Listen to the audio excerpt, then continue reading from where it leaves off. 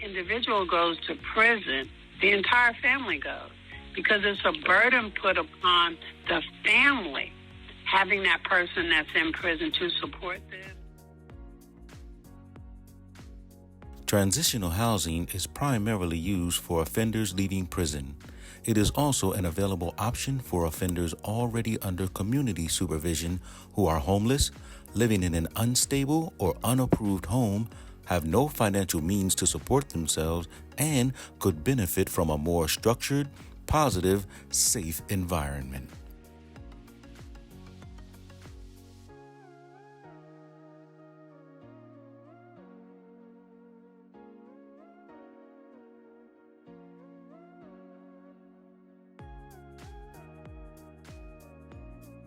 I did 29 years in about 8 months, lacking of 30 years.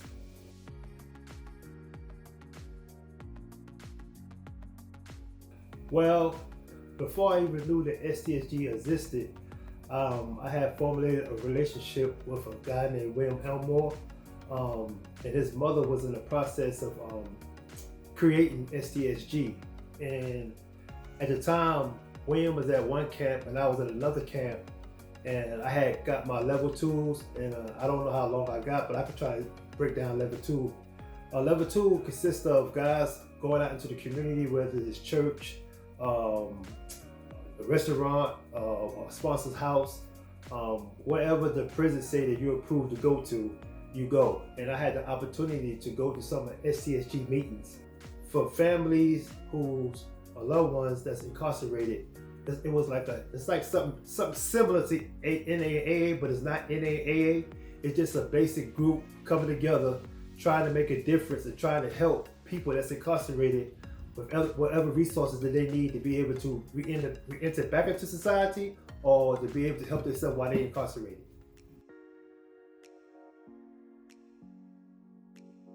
Tell me what your experience was like when you first got here and you went through intake. Everything was real good. Mr. McDonald explained everything perfectly with the checklist and everything. It was really self-explanatory. Everybody was real easy to get on with, and I've been enjoying myself.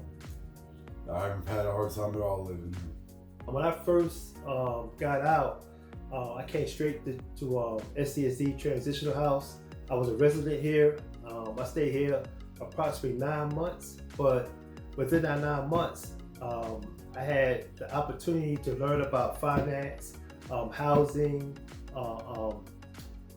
SCSG is a place that gives you all the resources that you need to be able to reacclimate back into the community with the right tools.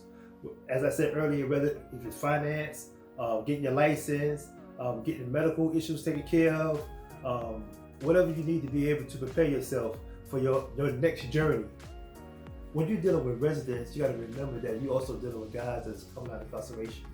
Not saying that people don't want to change, but a lot of guys that's coming out do want to change. A lot of guys that's coming out don't want to change. I had to be real mindful of my interaction with guys, because you got some guys that will play intelligent, you got some guys that won't. So, but what I do is I try to sit down with them and talk to them and figure out, what's going on. You all right?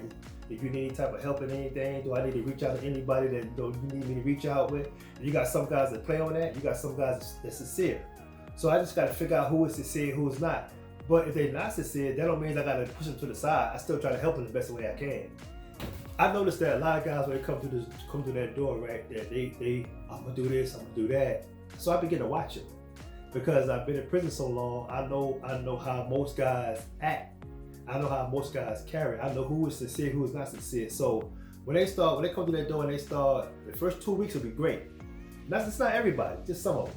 And then you'll start seeing different changes, stuff that they didn't normally do when they first came to the door that they did. Like, for example, they'll miss curfew. They make curfew every day. Then they start missing curfew. They start smoking in the house. They don't supposed to smoke in the house. Their communication skill changes. For example, they might speak, "Hey, how you doing?" Smile all the time. All of a sudden, they get like down, and then you ask them what's going on. They say nothing, but the whole time there's something going on. Either they drinking and getting high or something. Yeah. So if you want it, it's here for you. And I'm like I said, I'm not saying because they're here, but they got all the resources that you can ever want, that you can need to get yourself reacclimated back into the community. But you have to want it. If you don't want it, then it's not going to work for you. This is not the place for it if you don't want it, because it's here. They talk to you and they try to accommodate you where you want to go, what you want to do, and what you want better out of your life.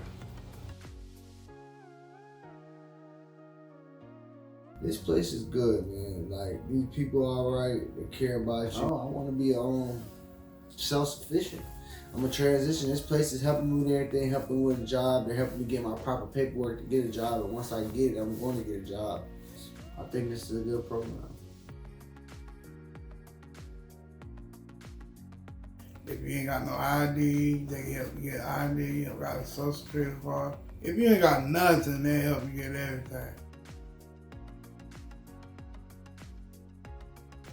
Last week, I missed one. I was wore out. I went 2 trips on the bus, and we got groceries, and you go to the grocery store in a wheelchair, and I went back to the bank and got back. I was wore out. So when you had an option to come to STSG, I jumped on it. Pretty nice because they gave me some clothes, which I had none of. Toilet, bathroom stuff, shower stuff, some shoes and everything, like the things I didn't have. So I thought it was going to be a pretty good place and so far it has been. Because it don't stop at SCSG, it continues on because no one lives there forever. It's a transitional house. So it helps you be able to prepare yourself for your next journey with whatever tools you need.